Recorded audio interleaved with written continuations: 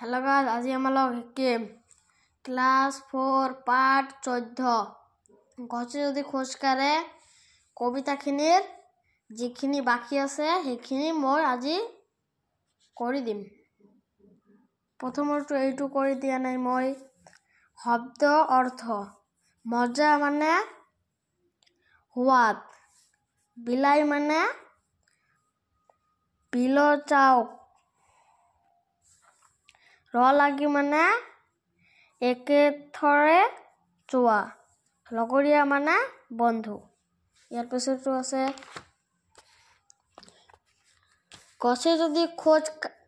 গছে যদি আমাৰ দৰে পাৰে কথা কব, গছে যদি খোজ কাঢ়ে কেনে মজা হ'ব। সৰু ডাঙৰ গছ মিলি শাৰী পাতি যাব, দুয়ো কাষৰ ল'ৰাবোৰাই লাগি যাব। কেনে মজা হ'ব যে ভাই, কেনে মজা হ'ব, গছবোৰ আমাৰ দেখোন লগৰীয়া হ'ব। ইয়াৰ পিছত আছে যুক্তাক্ষৰ গঠন কৰা। মধ্যাংশ যোগ ত যোগ ৰ, মধ্যাংশ ত ৰফলা। মই কৈ দিছো দন্ত্য ন যোগ ত যোগ পেট কাটা ৰ, এইটো মই কৈ দিছো দন্ত্য ন ত ৰফলা, দন্ত্য ন যোগ ত যোগ হ্ৰস্ব, এইটো হ'ব দন্ত্য ন ত হ্ৰস্বকাৰ। দন্ত্য স যোগ ত যোগ ৰ, দন্ত্য স ত ৰফলা। ইয়াৰ পিছত আছে বিশেষ পদবোৰ। ফল প্ৰথমটো হ'ব ঘৰ, যেনে ঘৰ আছে, গছ আছে, ঘৰ আছে, ফল আছে, গছ আছে, ঘৰ আছে, খালী আছে। মই এইখিনি লিখি দিছো ফল আৰু পাত, এইটো তো হ'ব পাত। নম্বৰ আছে বিশেষণ পদবোৰ, যেনে সৰু ডাঙৰ দিয়া আছে, খাই লিখিব লাগিব মজা।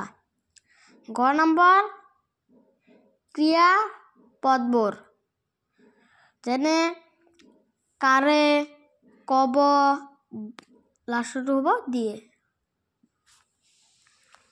মই কৈ দিম কুৱেশ্যন এনচাৰ বিলাক।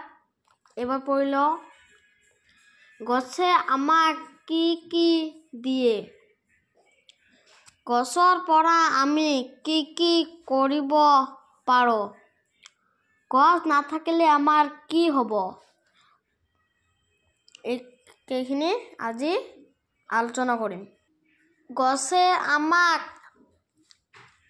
ফল, পাত, খৰি, কাঠ, ছাঁ, বতাহ আৰু অক্সিজেন আদি দিয়ে। নম্বৰ কুৱেশ্যনটো, গছৰ পৰা আমি কি কি কৰিব পাৰোঁ? গছৰ পৰা আমি বহুতো বস্তু সাজি ল'ব পাৰোঁ। তাৰ ভিতৰত চকী, মেজ, বিচনা, বেলনা, বেড, ষ্টক, আলমাৰি আদি। তাৰোপৰি ঘৰ বন্ধা কামত, খিৰিকী বনোৱাত, ঘৰ চটি, বাতাস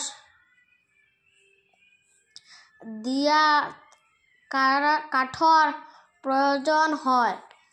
দলত বন্ধা কামতো কাঠ লাগে।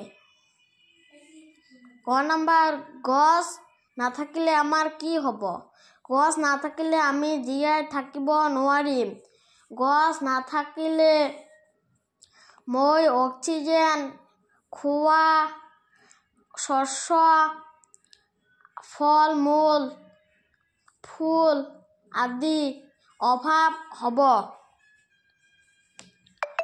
বৰষুণ নোহোৱা হৈ খাৰাং বতৰ হ'ব আৰু পানীৰ বাবে হাহাকাৰ লাগিব। গছ নাথাকিলে পশু-পক্ষীৰ কি হ'ব? পশু-পক্ষীয়ে গছৰ ওপৰত নিৰ্ভৰ কৰিয়ে জীয়াই থাকে। পশু-পক্ষীৰ খাদ্যৰ অভাৱ হ'ব, অক্সিজেন কমিব, বৰষুণ নোহোৱা হ'ব।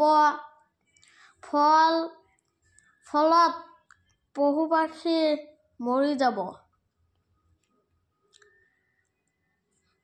ইয়াৰ পিছত আছে প্ৰশ্ন 18 ভাগা।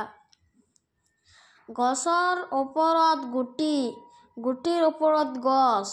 কোৱাচোন বাৰু মই কি গছৰ সঁচ?